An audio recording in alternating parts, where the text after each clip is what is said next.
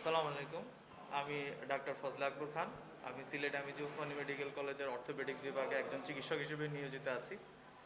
এর সাথে সাথে আমাদের এখানকার মিড লেভেল চিকিৎসক পরিষদ এর আমি সহসাংগঠনিক সম্পাদক পদে আছি।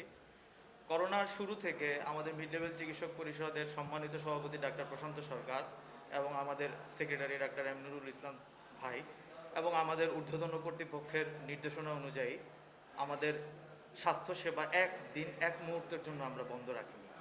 আমি যেহেতু সার্জারি বা শল্যবিদ্যায় আছি, এখনও পর্যন্ত একদিনের জন্য আমাদের শল্যবিদ্যা কার্যক্রম আমরা বন্ধ রাখিনি। এখন জনগণের কাছে আমাদের যেটি অনুরোধ, যে করোনা পরিস্থিতি দীর্ঘায়িত হচ্ছে, সারা পৃথিবীতে আজকে ক্রন্দন ছেয়ে গেছে, সেখানে আমরা কতটুকু সচেতন আমাদের নিজেদের বিবেকের কাছে প্রশ্ন। আমরা যদি যাই কোনো একটা বাজারে যাই, দেখা গেছে যে সেখানে যদি আইন শৃঙ্খলা রক্ষাকারী বাহিনীর লোকজন উপস্থিত থাকে, তখন আমরা দায়ে পরে মাস্কটা পরি। আমরা যদি হাসপাতালে আসি আমরা তখন চিন্তা করি যে আমরা চিকিৎসা সেবাটুকু ঠিকভাবে পাবো কিনা, তখন আমরা মাস্কটা পরি। কিন্তু মাস্কটা পরবো কার জন্য? মাস্কটা পরা উচিত আমার নিজের জন্য, আমার পরিবারের জন্য, আমার বয়োজ্যেষ্ঠ পিতামাতার জন্য, সাথে সাথে আমার আশেপাশের কমিউনিটির অন্যান্য মানুষদের জন্য। এই জায়গা থেকে আমরা অনেকখানি সরে আসছি। করোনা প্রতিরোধের আমাদের হাতে মাত্র দুটি অস্ত্র আছে, একটা হচ্ছে মাস্ক পরা, আর হচ্ছে ভ্যাকসিনেশন। আমাদের বর্তমান সরকার মাননীয় প্রধানমন্ত্রী জননেত্রী শেখ হাসিনা আমাদের ভ্যাকসিন কার্যক্রম 17 কোটি মানুষের জন্য উনি যেভাবে কাজটি করে যাচ্ছেন, আমি ওনাকে সশ্রদ্ধ সালাম জানাই। সেখানেও আমাদের গাফিলতি, সেখানেও আমরা ভ্যাকসিন নিতে বিলম্ব অথবা দেরি অথবা অবিশ্বাসে ভুগছি। সে জায়গাটি থেকে আমাদের সরে আসতে হবে। ভ্যাকসিন নিয়ে আজ ইউরোপ, আমেরিকা যারা মৃত্যুর মিছিলে নিমজ্জিত ছিল, তারা অনেকখানি বের হয়ে আসছে।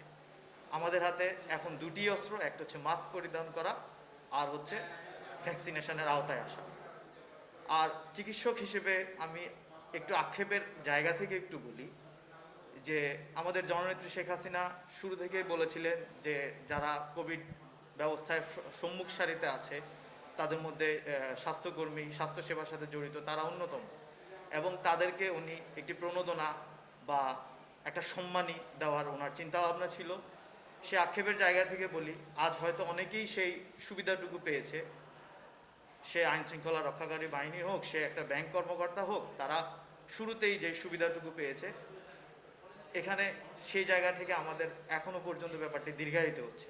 এই জায়গা আমার একটা আক্ষেপের জায়গা। আমি ঊর্ধ্বতন কর্তৃপক্ষ কিংবা স্বাস্থ্য মন্ত্রণালয়ের আরও সর্বোচ্চ পর্যায়ে এটুকু আবেদন, সম্মানী বা প্রণোদনা, একটা সম্মান, একটা ডাক্তার যে 1.5-2 বছর ধরে কোভিডকালীন তার পরিবার, তার বাচ্চা কাচ্চা সব কিছু রেখে, সব কিছুকে বিলিয়ে দিয়েই সে এই করোনা মোকাবিলায় ঝাঁপিয়ে পড়ছে, এই সম্মানীটুকু তারা পাওয়ার যোগ্য।